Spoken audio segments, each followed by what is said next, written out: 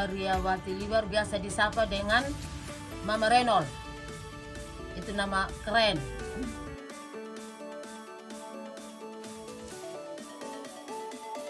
Sejarah kain tenun ini adalah kain tenunan ikat Sumba Timur yang diturunkan dari nenek moyang sampai kepada generasi ke generasi.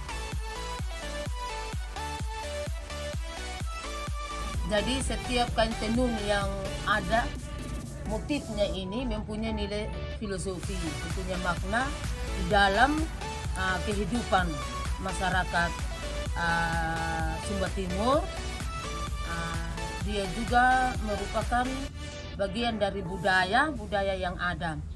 Jadi lewat selembaran kain, masyarakat Sumba Timur bisa belajar bagaimana sejarah, bagaimana beretika, bagaimana kehidupan kita dengan makhluk-makhluk lainnya, bagaimana kita berinteraksi dengan orang lain dan dengan alam.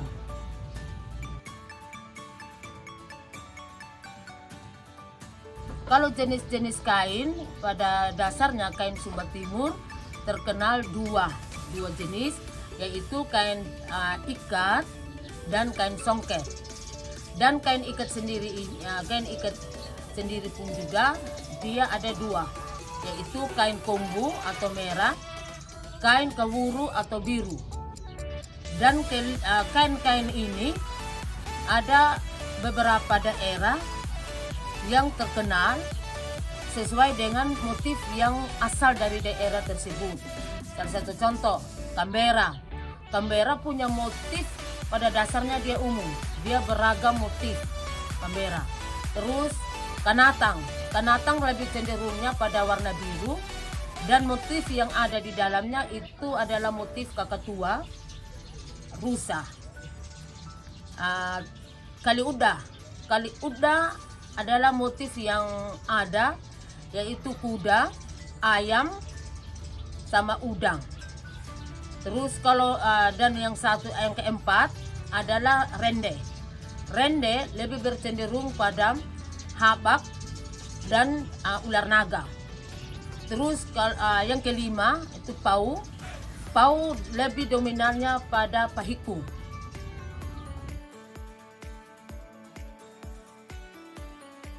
Jadi kalau kain tenun ikat itu sendiri, kalau benangnya kita rajut sendiri, itu dia membutuhkan 42 tahapan. Itu yang terbuat dari kapas. Namun karena kapas sudah langka di sini, jadi kami lebih bercenderungnya untuk membeli benang yang dari toko. Jadi kalau kita beli benang dari toko, dia membutuh proses 40 tahap. Jadi proses alam pertama itu penggulungan benang, masuk pada menghani atau pemining. Terus kita masuk pada proses ikat, pembuatan motif. Sesudah pembuatan motif masuk pada proses pewarna biru. Sesudah proses pewarna biru, kita masuk di dalam pembukaan untuk warna merah, ikat untuk warna biru. Jadi istilah namanya itu katahu mau, katahu perara dan hondu mau.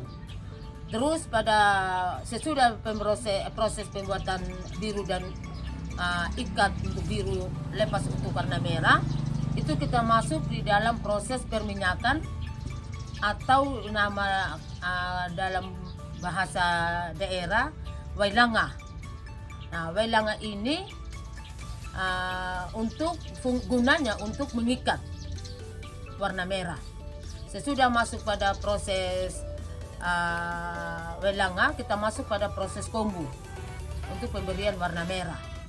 Nah, sesudah selesai proses kombu, kita masuk pada proses buka semua ikatannya.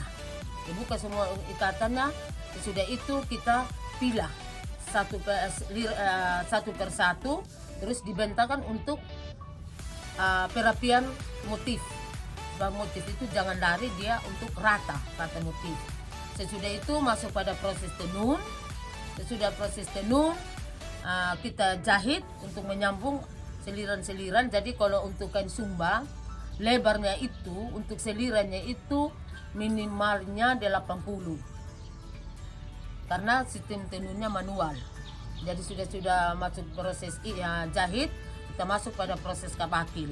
Itu kabakil itu tenunan ujungnya, rumba-rumbanya ini ditenun ujungnya. Sudah itu kita masuk pada proses pelintir seperti ini. Kalau untuk pewarnaan biru itu dari daun nila atau daun indigo. Sistem pembuatannya itu perendaman. Rendam daun nilanya, terus sesudah itu dipres, dibuang batangnya itu, terus masuk pada pengeburan dari kapur sirih untuk kita dapat dia punya pastel. Dari hasil pastel ini yang kita masuk untuk proses pembuatan warna biru dengan berbagai macam ramuan-ramuan dari kulit kayu, dari tumbuhan, dari akar. Itu untuk jadi pembuatan proses biru. Sedangkan untuk pembuatan proses merah itu dari akar mengkudu. Dan sistem pembuatannya itu dengan sistem tumbuk. Ditumbuk berulang-ulang.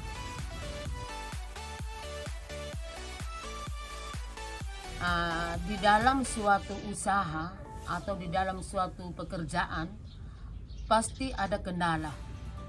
Salah satu kendala yang kami alami itu dari segi pewarnaan, karena selalu kami ambil akar mengkudunya maupun juga daun nilanya ini, karena daun nila ini dia banyak tumbuh ketika musim hujan. Nah, kalau untuk ketika kami ambil terus-terus, sedangkan dia membentuk akar baru 2-3 tahun dulu. Jadi kendala yang kami alami itu di dalam hal pemberian warna. Nah, dengan kendala-kendala ini untuk kami lebih memproduksi banyak kain atau tenunan ini. Jadi jalan satu-satunya ada yang membuat kain itu dengan pewarnaan sintesis atau kimia, ada juga pewarnaan campuran, intinya kimia dengan alam.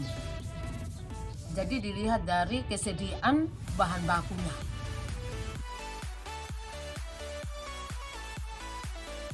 Pemasarannya itu banyak kalau pemasaran di dalam hal penjualan, di mana persaingan di dalam pemasaran itu pasti ada antara penjual-penjual yang lainnya. Tetapi bagaimana kita menerobosi persaingan itu, ya kita memakai strategis. Salah satu strategis yang saya pakai di sini yaitu mempromosikan melalui media sosial, mencari pelanggan di luar daripada kampung sini atau di dalam daerah. Itu dia berkomunikasi dengan pihak luar melalui WA ataupun juga melalui Instagram. Terus kendala yang berikut dari segi harga. Persaingan harga itu pasti ada. Mungkin mama memberikan harga di atas, di tempat lain mungkin mereka memberikan harga di bawah. Itu merupakan salah satu kendala atau hambatan yang kami alami di dalam pemasaran hasil kerajinan.